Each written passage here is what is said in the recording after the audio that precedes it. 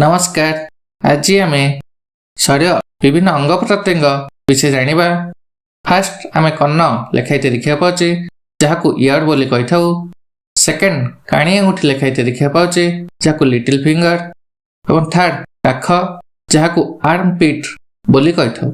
यापर कहूणी को एल्बो, खपुरी की स्कल एवं बेक को नेक एवं गर्भ को वम, गर्भाशय को यूट्रस, दाढ़ी को विस्कर्स, गड़ा को थ्रोट, गाल को चिक्स एवं मड़द्वार को एनस बोली कही था।